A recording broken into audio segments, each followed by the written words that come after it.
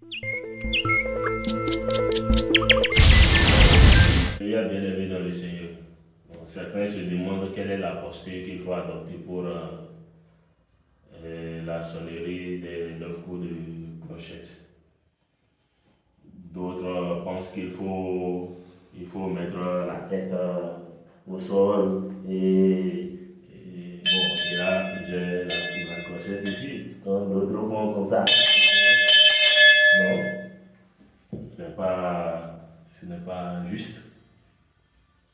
Et d'autres doivent, comment dire, rester comme ça. En fait, cette position-là, rester comme ça quand on prie, c'est très dangereux, ce n'est pas bon. Et il faut que les gens évitent ça.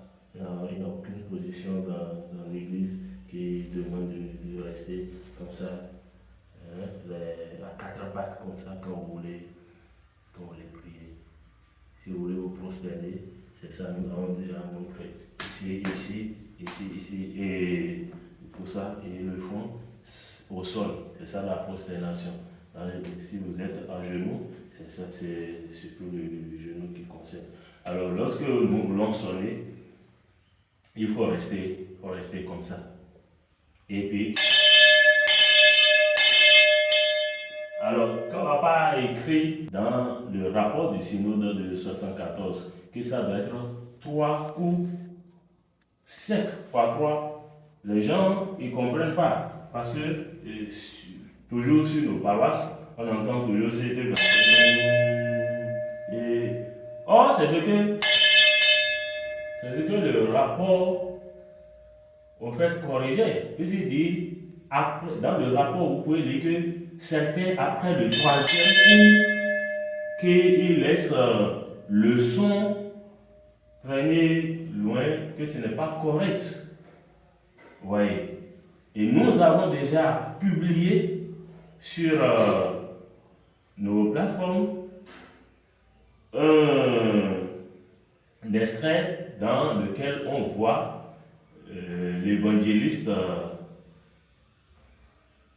Wodouni, je crois, en train de faire la sonnerie de clochette en présence de papa. C'est un culte de 84 à Ketula. Papa était là et il a sonné. C'est 3 coups secs, retentissants, et puis voilà. Moi j'ai l'habitude toujours de déposer la clochette sur le panier de l'hôtel, mais celui qui est à l'hôtel qui conduit le culte de dimanche, il pose généralement la clochette à côté de lui et se prosterne. Donc, on est comme ça.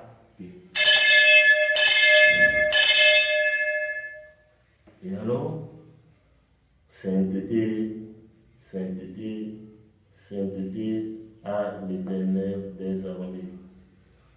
Ou si nous voulons exécuter Mimon,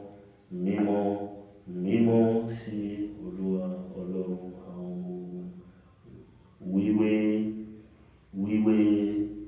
oui, non, au boulon, à celui qui est à l'hôtel peut imprimer la vitesse de la réponse. Il n'est pas question que quelqu'un dit oui, et puis d'autres restent à dire oui.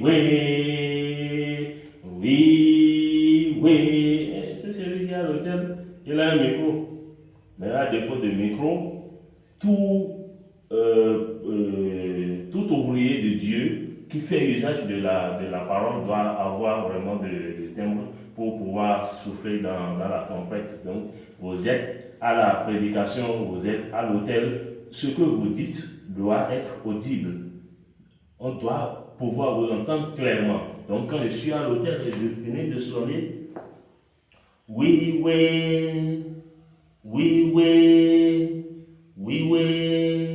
l'un au pronom à reparler ton. Tous ceux qui sont derrière vont me suivre et ils vont suivre ce tempo-là.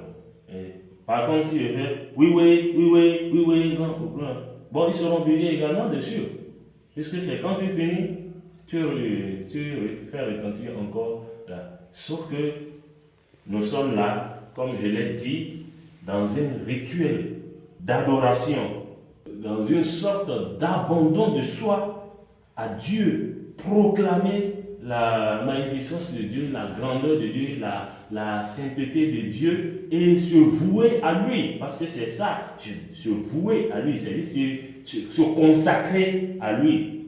Puisque quand les gens ont fait tout ce débat de c'est saint, non, c'est sainteté, non, mais ça, c'est une sorte de consacrer à l'éternel des armées, c'est ça, nous t'appartenons. Donc il ne faut pas venir dire ça comme si vous êtes en train de mettre la pression sur Dieu.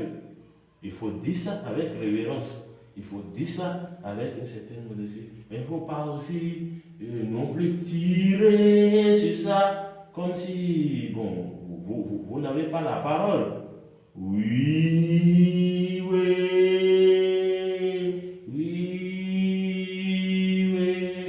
on va où avec ça? Dieu a donné à l'homme de parler, de communiquer. Et vous voyez, dans notre communication courante, il y a une vitesse moyenne de la succession des mots. Et quand nous communiquons avec Dieu aussi, ça ne doit pas être trop lent pour sortir de cette marge moyenne-là.